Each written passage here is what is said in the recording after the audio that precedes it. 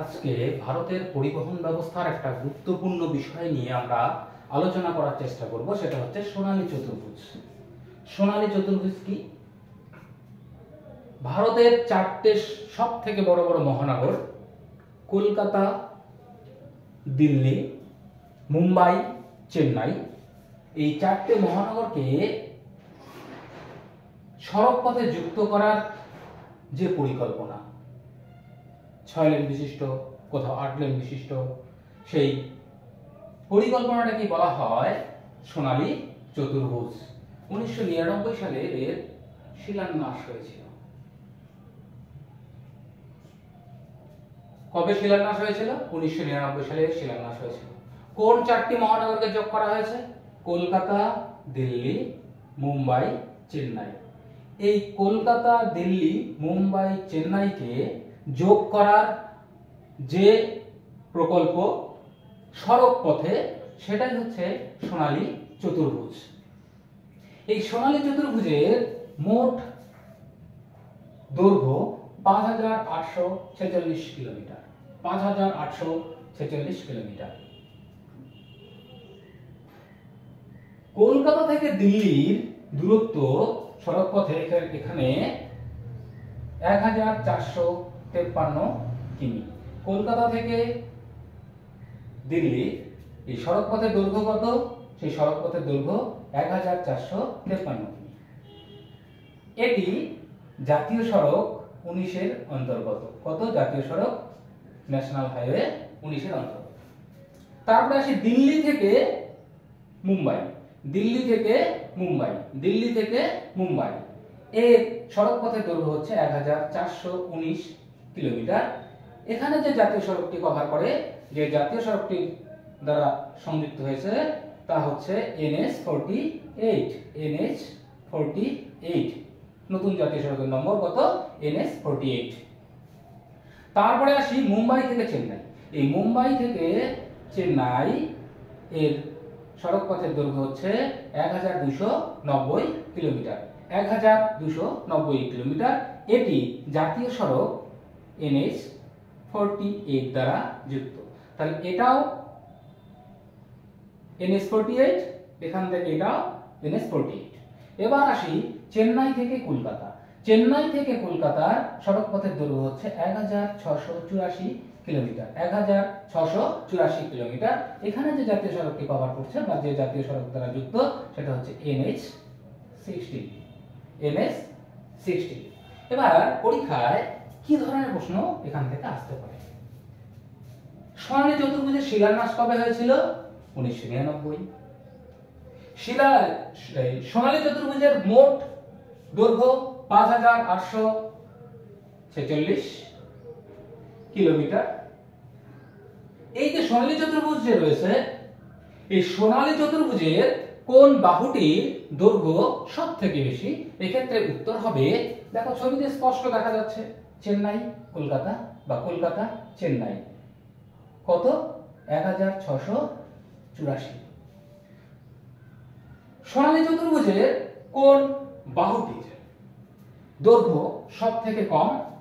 সেক্ষেত্রে উত্তর হবে মুম্বাই চেন্নাই বা চেন্নাই মুম্বাই, যার দৈর্ঘ্য 1290 কিলোমিটার। এই ধরনের সাধারণ প্রশ্ন যেরকম আসতে পারে, আবার একটু গভীর থেকেও প্রশ্ন আসতে পারে।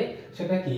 যে ছোট থেকে বড় দৈর্ঘ্য অনুসারে সাজাও, বা বড় থেকে ছোট দৈর্ঘ্য অনুসারে সাজাও, তারপরে এই বাহুগুলি দেওয়া হলো। চেন্নাই কলকাতা সব থেকে বড় বাহু। তারপরের বাহুটি হচ্ছে কলকাতা দিল্লি। কত? 1453। তারপরের বাহুটি হচ্ছে দিল্লি মুম্বাই, 1419 কিলোমিটার। এবং সব থেকে ছোট বাহুটি হচ্ছে মুম্বাই চেন্নাই।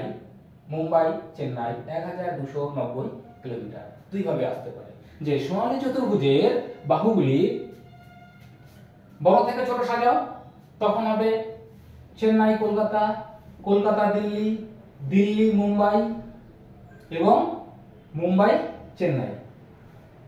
আর ছোট থেকে বড় যদি সাজানো আসে, তখন কিন্তু একটু খেয়াল রাখতে হবে, সেক্ষেত্রে কি হবে? চেন্নাই মুম্বাই, মুম্বাই দিল্লি, দিল্লি কলকাতা, কলকাতা চেন্নাই বা চেন্নাই কলকাতা। আবার এই প্রশ্ন আসতে পারে যে কলকাতা এবং দিল্লি কত নম্বর জাতীয় সড়ক দ্বারা সংযুক্ত?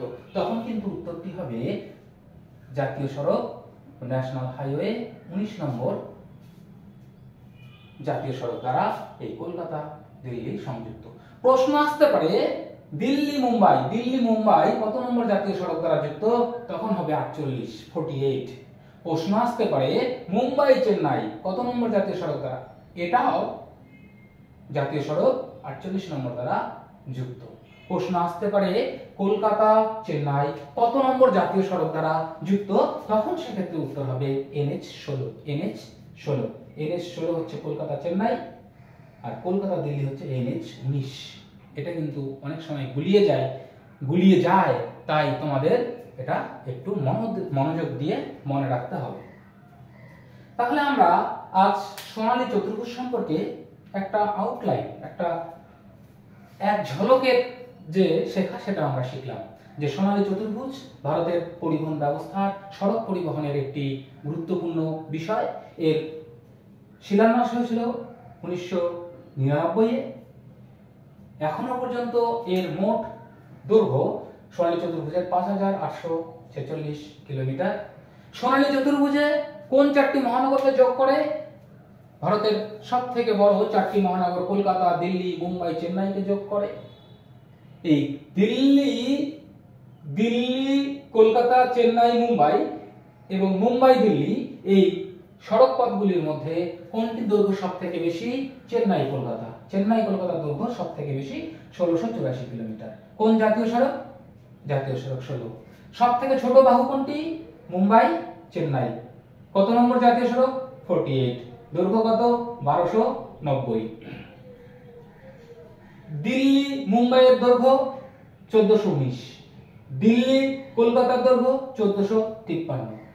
এইভাবে তোমাদের ছবির সঙ্গে মিলিয়ে এই সোনালী চতুর্ভুজ সম্পর্কে একটু মনে রাখার চেষ্টা করতে হবে। আর এটাকেই যখন রেলপথ দিয়ে যুক্ত করা হয় তখন সেটা হয়ে যায় হীরক চতুর্ভুজ। এটা তোমাদের মনে রাখার চেষ্টা করতে হবে। আর এখান থেকে কোনো প্রশ্ন আসলে যেন কোনোভাবেই ভুল না হয়। এই যে ছবির সঙ্গে মিলিয়ে পড়া, চোখের সামনে মিলিয়ে পড়া, বুঝে পড়া, এটাতে তোমার জ্ঞানের পরিধি বৃদ্ধি করবে, ভুলের সংখ্যা কমাবে। আর যদি মুখস্থ করো তাহলে কিন্তু এই ভুলগুলো ধরতে পাওয়া যাবে না।